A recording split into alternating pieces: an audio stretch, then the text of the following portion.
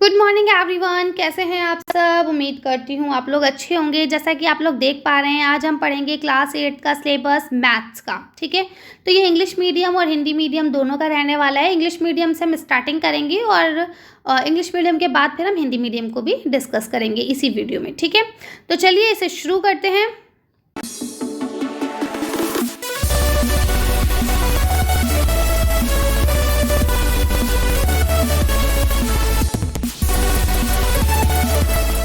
बेटा जैसा आप देख पा रहे हैं कि ये एनुअल टर्म का सिलेबस है, इसलिए इसमें फर्स्ट टर्म और सेकंड टर्म दोनों इंक्लूड हैं। ठीक है, तो आप इस वीडियो को डाउनलोड करके रख सकते हैं या अपनी बुक में टिक लगा सकते हैं कि भाई कौन कौन से चैप्टर आपके आ रहे हैं।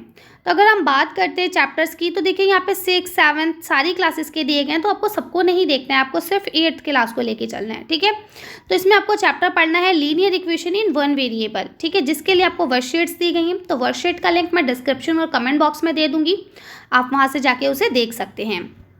इसके अलावा चैप्टर नंबर 3 आपको पढ़ना है अंडरस्टैंडिंग कोऑर्डिनेटर्स, जिसकी वर्कशीट भी आपको यहाँ मेंशन है, ये देखिए। ठीक है, इसके बाद आपको स्क्वायर एंड स्क्वायर रूट्स के बारे में पढ़ना है, तो देखिए इसकी वर्कशीट भी यहाँ मेंशन है। इसके बाद क्यूब एंड क्यूब रूट को पढ़ना है, तो यहाँ पे इसकी वर्कशीट भी मेंशन है। ठीक है, तो ये सारी चीज़ें आप पढ़ लेंगे, ये 13 सितंबर तक आपको कंप्लीट कर लेना है। उसके बाद आपके मिड टर्म के एग्जाम्स हो जाएंगे। अब हम बात करते हैं फाइनल टर्म की। तो फाइनल टर्म में कंपेयरिंग क्वांटिटीज़ आपको पढ़ना है। ठीक है, इसकी वर्कशीट यहाँ मेंशन नहीं है, ये पिछली क्लास की वर्कशीट है, अगर आप देखना चाहें तो देख लीजिएगा। इसके बाद यहाँ पे अलजेब्रिक एक्सप्रेशन और आइडेंटिटीज़ है, यहाँ पे ये देखिए वर्कशीट नंबर मेंशन है, तो आप देख सकते हैं। मेंसुरेशन की अगर हम बात करें तो इसकी भी वर्कशीट यहाँ आपको दी गई है, आप देख सकते हैं। इसके अलावा आपको यहाँ पे डायरेक्ट और इनडायरेक्ट जो आपका प्रपोर्शन होता है उसके बारे में पढ़ना है, फैक्टराइजेशन के बारे में पढ़ना है। ठीक है, तो सबकी वर्कशीट दी गई है, कुछ की नहीं दी गई है।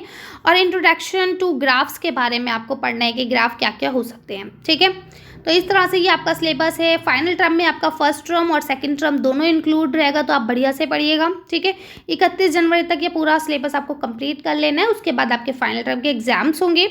ठीक है, तो ये था आपका सिलेबस। उम्मीद करती हूँ यहाँ तक सब चीज़ें क्लियर हो गई होंगी। चलिए अब हम लोग हिंदी मीडियम का देखते हैं। देखिए बेटा, हिंदी मीडियम का बिल्कुल सेम है। यहाँ पे देखिए पहला आपको जो चैप्टर पढ़ना है वो पढ़ना है कि एक चर वाले रेखीय समीकरण, जिसमें आपको यहाँ वर्कशीट्स दे दी गई हैं। तो आप ध्यान रखिएगा 8th क्लास के नीचे जो वर्कशीट होगी वही वर्कशीट आपको पढ़नी है। ठीक है, बाकी वर्कशीट का लिंक डिस्क्रिप्शन में आपको मिल जाएगा, वहाँ से आप लोग देख सकते हैं। फिर चतुर्भुज को समझना है, तो देखिए यहाँ पे चतुर्भुज के लिए भी आपको दे दी गई हैं वर्कशीट्स, ये रही। फिर आपको वर्गमूल और वर्ग के बारे में पढ़ना है, इसकी भी वर्कशीट ये रही।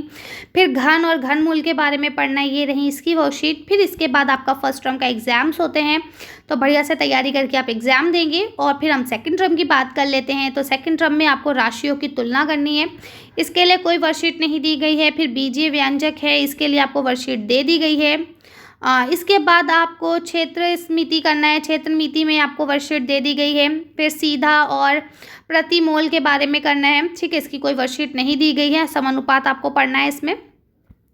फिर गुणनखंड पढ़ना है, इसकी भी आपको वर्कशीट दी गई है। इसके बाद आपको आलेखों को पढ़ना है, आलेखों से परिचय कराना है आपको अपना। ठीक है, तो ये सारी चीज़ें आप पढ़ सकते हैं। एक चीज़ जो सबसे इंपॉर्टेंट है और आपको याद रखनी है वो ये कि भाई फाइनल टर्म में आपका फर्स्ट टर्म और सेकंड टर्म दोनों मिला के पूछा जाएगा, तो बढ़िया से तैयारी करनी है और फर्स्ट टर्म और सेकंड टर्म दोनों को पढ़ के जाना है। ठीक है, तो उम्मीद करती हूँ यहाँ तक सारी चीज़ें आपको क्लियर हो गई होंगी। मिलते हैं नेक्स्ट वीडियो में। Thank you for watching.